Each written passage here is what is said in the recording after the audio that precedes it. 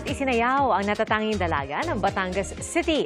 At ang nakatatakam at malinamnam na clamshells o kagu ng Pamplona, Cagayan. Ginawa ng iba't ibang putahe.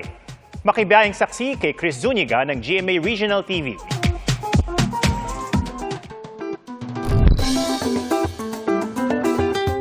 Sa kanilang first ever Kagu Festival sa Pamplona, Cagayan. Angat na angat ang sarap ng malalaking clamshells. Sama-sama ang 18 barangay ng Pamplona sa pag-iihaw ng shells o Kagu para ipagmalaki ang kanilang produkto. Ang Kagu ay isang produkto sa Pamplona na hindi na po nawawala o available po whole year o anong panahon. Lalo na sa mga coastal areas na barangay. Matitikman din sa fiesta ang ilang Kagu recipes gaya ng Kagu Pizza, Kagu Shawarma at Creamy Kagu Carbonara. Para mas makilala pa ang produkto, layunin ng LGU na paramihin pa ang kanilang Kagu sanctuaries at pag-develop ng iba pang recipes nito. Uso pa ba ang harana? Para sa mga Batanggenyo, oo. Pero hindi yan ang usual harana na alam nating lahat.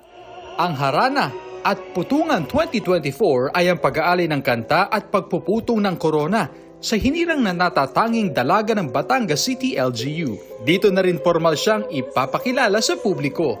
Ngayong 2024, si Priscilla Ashley Alcaraz Diaz ang napiling dalaga. Our homage to the Miss Foundation Day this year, si Miss Ashley Diaz, who is a Batangueña, and we feel that we selected her because she embodies the values that Batangueña must have. Binusog ng harana si Ashley. Naganap din ang tradisyonal na sayaw na baile. Tiniyak ng Batangas LGU na ipagpapatuloy nila ang ganitong klase ng mga tradisyon para hindi ito makalimutan ng mga susunod na henerasyon. Para sa GMA Integrated News, ako si Chris Zuniga ng GMA Regional TV, ang inyong saksi. Balot na makapal na usok ang 14 na palapag na mall na ito sa China. Sa tindi ng apoy at usok, may ilang natrap sa bubong ng gusali at doon na nasagip. 75 ang nailigtas. Sa kasamaang palad, 16 ang nasawi. Inabot ng 10 oras ang pag-apula sa apoy. Sa paunang investigasyon, sumiklab ang apoy sa gitna ng construction, pero inaalam pa ang naging mitya nito. Inaalam din ang halaga ng pinsala.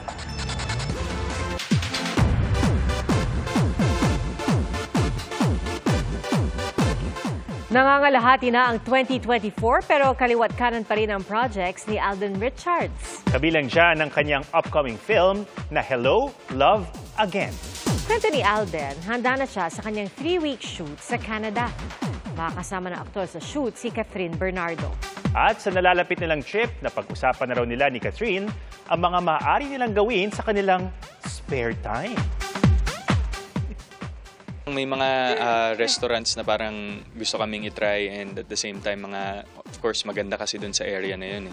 So, syempre, on our free days, syempre, kasama yung ibang cast, we might go there. Food trip, masarap kumain.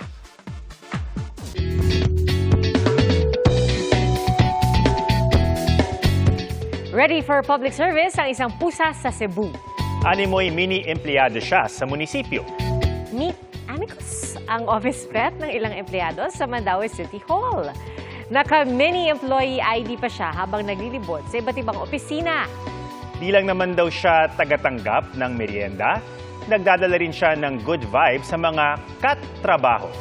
Tila nare-relax daw ang mga empleyado tuwing nakikita si Amicus. Kuhang-kuha ng isang doorbell camera ang pagtama ng buhawi sa Windsor Heights sa Iowa, USA. Habang nauulanan ng lente ng kamera, binayo ng hangin ng mga puno. Ayon sa US National Weather Service, Category EF1, ang buhawing tumama na may lakas na katumbas ng 138 to 177 kilometers per hour. Sa ulat ng local media, ilang puno at poste ang natumba dahil sa buhawi.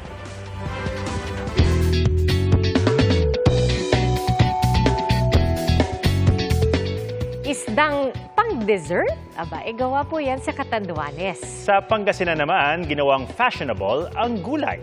Ating saksihan. Pinagdikit-dikit na butil ng munggo, mga asul na bulaklak, tali ng sitaw at mga bunga at dahon ng malunggay. Pag pinagsama-sama, tada! End product, ang munggaon. 1-year-old pa lang pero setting the trend na si Jerl Alisa Carino. Suot ang munggo gown. Keeping with the theme pa yan ngayong Nutrition Month. Pagsusuporta lang namin sa nutrition. Kasi paalala lang po na para lalong kumain ng gulay. Di lang yan for the looks dahil sabi ng kanyang mommy Jennifer, mahilig kumain ng sitaw si Jerl. At maaga ring naturuan na gulay is life.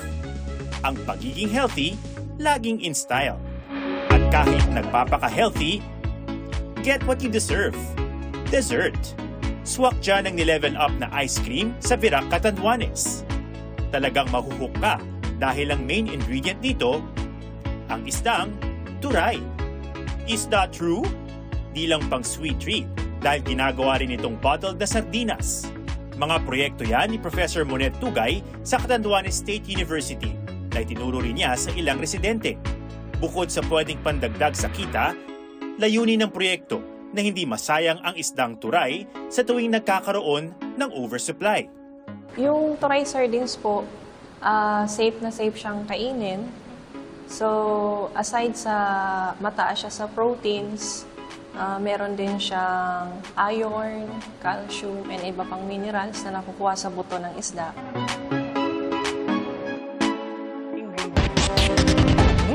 It's yummy eh. Isda yummy. Salamat mga kapuso sa inyong pagsaksi. Ako po si Pia Arcangel. Sa ngalan ni Arnold Clavio, ako si Ato Maraulio para sa mas malaking misyon at sa mas malawak na paglilingkod sa bayan. Mula sa GMA Integrated News, ang News Authority ng Filipino. Hanggang bukas, sama-sama tayong magiging Saksi! Mga kapuso, sama-sama tayong maging saksi. Mag-subscribe sa GMA Integrated News sa YouTube at para sa mga kapuso abroad, samahan niyo kami sa GMA Pinoy TV at sa www.gmanews.tv.